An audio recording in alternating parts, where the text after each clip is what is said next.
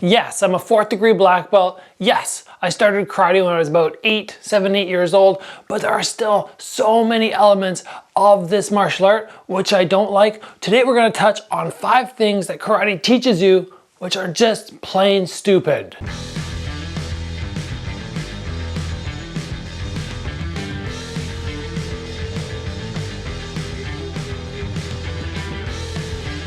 I like to think of myself now, not so much as a karate practitioner, but somebody who's more of a martial artist. I've done the transition from karate, I've done jiu-jitsu, landed in kickboxing, obviously done lots of Muay Thai.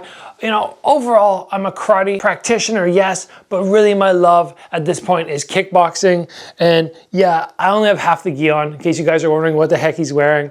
I didn't feel like going and finding my karate pants. Plus, this just kind of shows my stubbornness that, yeah, I'm partially karate, but not really. That's what I was going for here.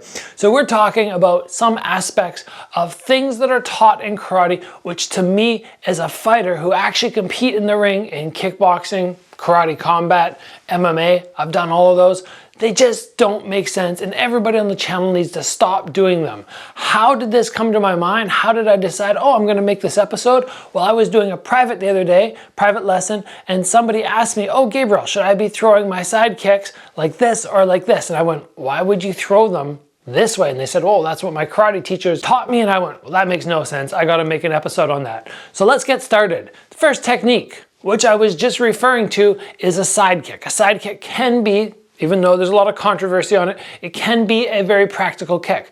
But very often in karate, and I was taught this very early on, your leg comes up, you kick out, and you drop and you strike with the edge of your foot. The idea behind this, when I was taught, was the edge of the foot is a smaller striking surface. Therefore, you're going to create more power per square inch. It's going to be more damaging. You lift up, you drag, and you hit with the edge of your foot. But why not just flatten out and try and land more with the heel? The heel right to the stomach is going to be that much more substantial. And anytime you take a limb and you angle it downwards, now the chance of it hitting and collapsing under the pressure of striking a surface is that much more.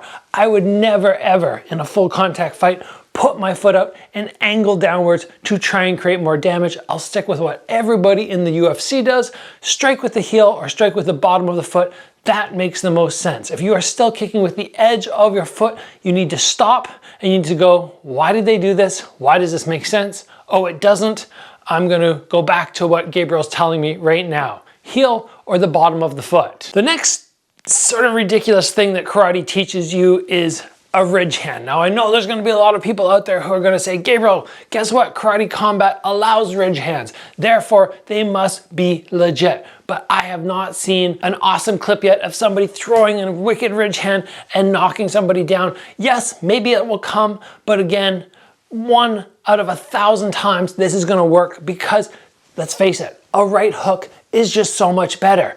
When you come in here, there's so many things that can go wrong. What happens if you land with your thumb? What if you land with your fingers? If you come too high up, there's not going to be enough power. There's so many elements of a ridge hand which don't make sense. And it's essentially the same motion as the hook, except we all know a right hook really works. We look at these karate techniques, they were taught, and we go, oh, they don't make sense, but what is the alternative technique that does create a lot of damage? So in my mind, anybody who's throwing ridge hands on pads, just stop that and go, okay, we're gonna throw a right hook instead. One of the most common karate techniques that you're gonna see time and time and time again is a back fist. And a back fist, even though I used to throw it all the time when I competed, it makes so little sense. When you come this direction with a hook, you gain loads of power. When you come down the middle, you gain loads of power. There's no body momentum in a back fist when you throw it without a spin. If you add the spin, then lots of body momentum. Sure, you can come around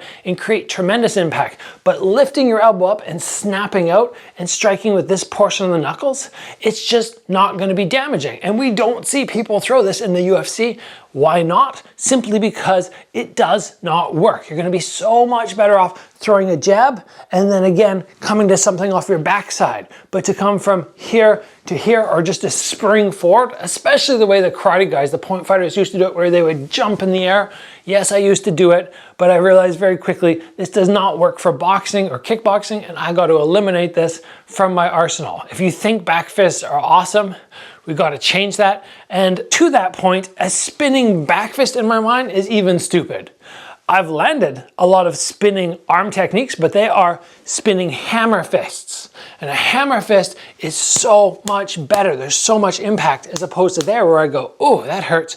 Hammer fist, awesome. Back fist, stupid. And if there's no spin, extra stupid. The next technique, which is gonna cause some controversy here. I know a lot of people are gonna go, Gabriel, this technique actually does work. And you are right, it does work. But it's throwing your front kick or your round kick with toes. If I throw my front kick, I won't pull my toes back. I'm gonna point them. And if I throw my round kick, I'm gonna pull my toes. So you can do the toe poke, the toe jab.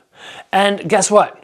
I do know this works because I've been hit by it before by somebody who specialized in it. He was fantastic at this. He finished fights and he got into the UFC with this technique, getting him there. And it's awful to get hit, but guess what? I stopped him and I went, how do you do this without hurting your toes? Because every time I train it, my toes get jammed. And he goes, Gabriel, I've broken my toes multiple times throwing this. And that is the problem right there. Yes, you can hurt people by kicking them, but if you land on a rib, or you land on an elbow, or you land on anything that's hard, your toe is gonna snap.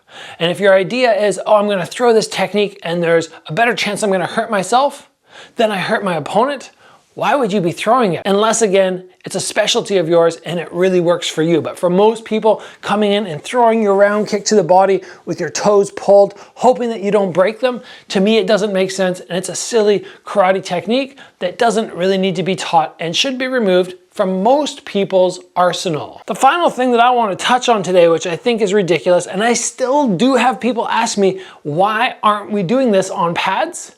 It's throwing multiple techniques at the same time. In karate, especially when you look at traditional karate, there are a lot of points where we do things like that or like that. And I'm going, why would you do this?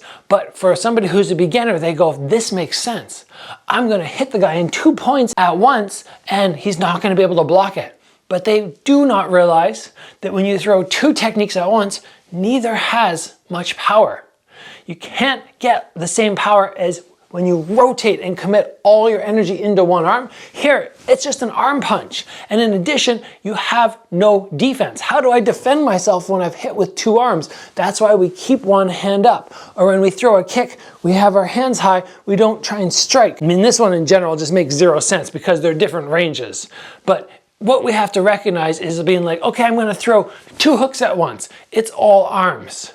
And a lot of people still come to me and they go, why does nobody do this? And I have to explain to them why. So that's why I'm telling you about this today.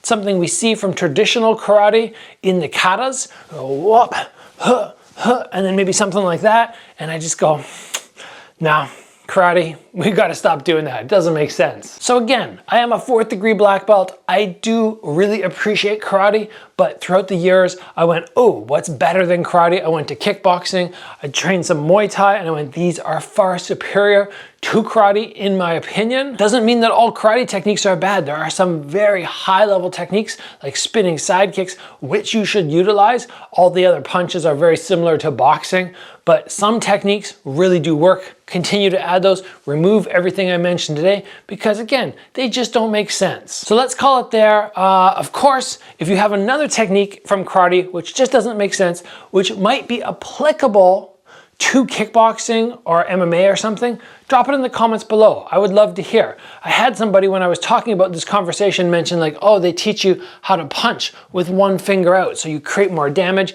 but that's not very applicable when you have a boxing glove on. I guess it could be argued that in MMA they could try and do that as well, but again, nobody does it. So if you have any additional techniques, which I did not think of today, drop them down below. As always, guys, train hard. I will see you back here soon for another video.